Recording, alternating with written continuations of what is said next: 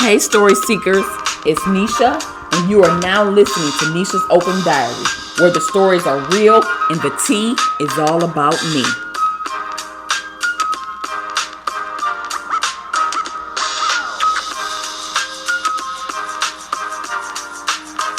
Welcome to Nesha's Open Diary. I am Nesha and you are listening to Nesha's Open Diary, where my story times are true and my experiences are real. This story time is about a car accident I should have never been in. Okay, I had recently bought a car and this was my first car. It was raggedy and it was a piece of crap. I was trying to teach myself how to drive because nobody else was trying to teach me for real. So I got my temporary permit and I bought a car, and I know it was previous to me getting my license. Now I know that I shouldn't have been driving in the first place, but I was trying to elevate. I was trying to better myself, and I was tired of walking. I was tired of riding public transportation, and I was tired of depending on other people to take me to do what I had to do. And at this particular time, I was living with my aunt who has two kids, a boy who was the same age as me and a girl who was 2 years younger than me. And at the time, I was about 19. And one morning, my cousin had to go to work.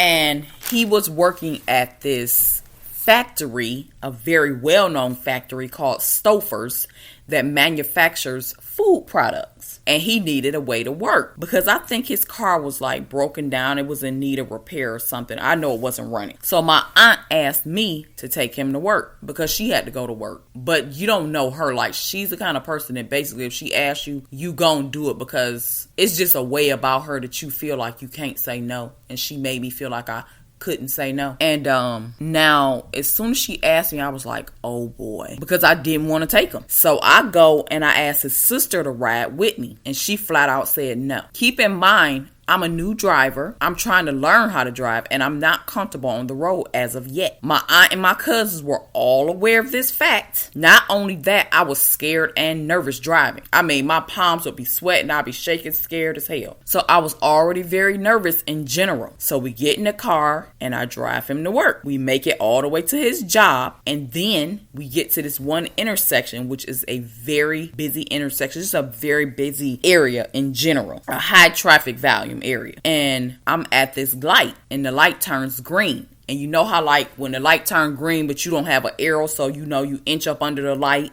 you wait for the traffic to clear the intersection so you can safely make a left-hand turn. That's what I was doing. But then after all the other traffic cleared, a bus came, and the bus is sitting on that side of the road picking up passengers. So I'm still at the light and I'm looking around the bus to see if there's any cars coming to make sure that I can safely make the turn because the bus is blocking up stuff.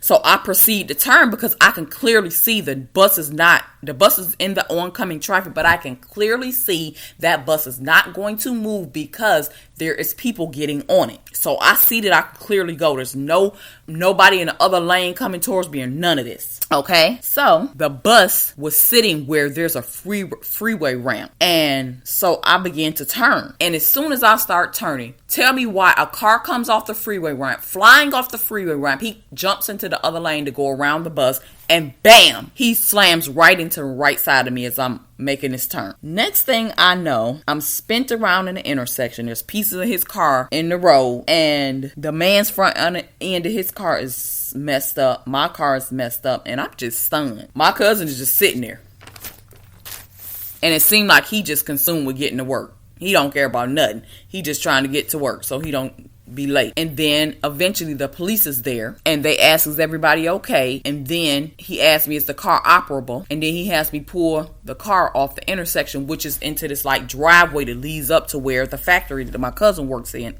is at.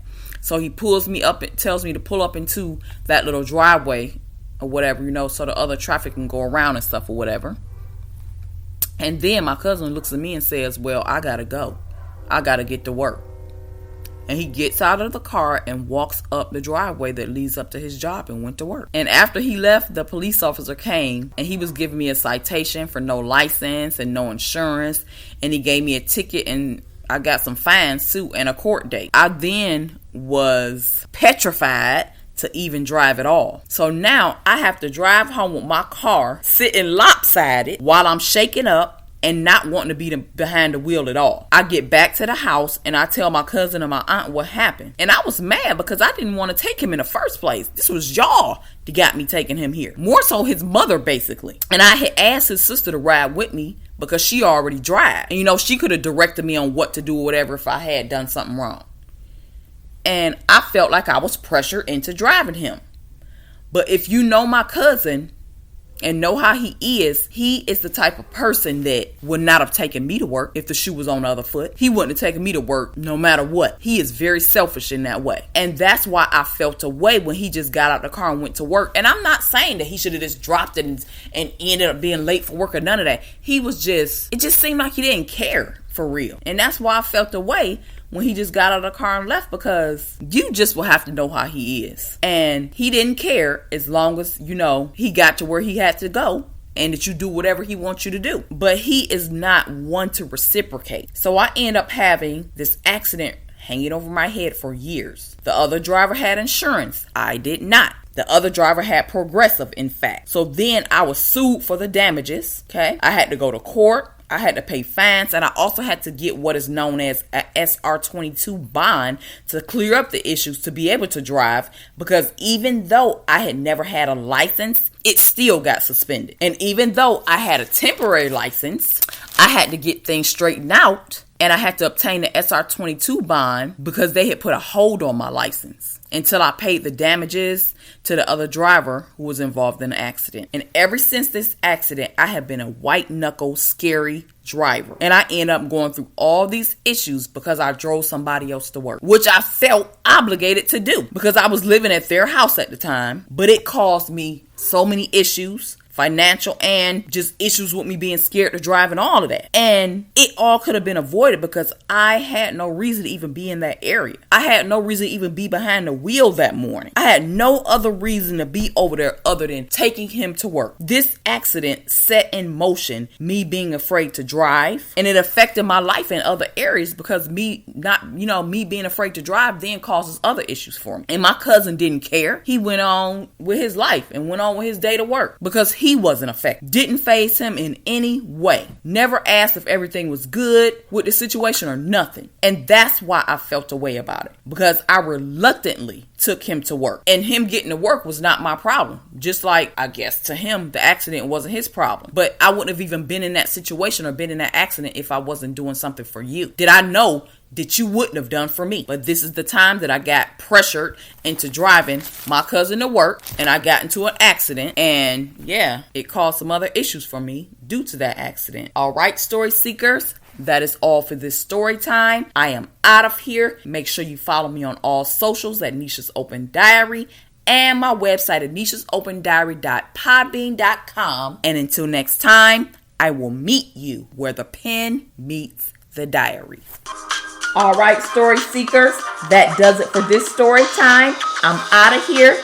Until next time, make sure you tap in. Follow me on Facebook and Instagram at Nesha's Open Diary, and I will meet you where the pen meets the diary.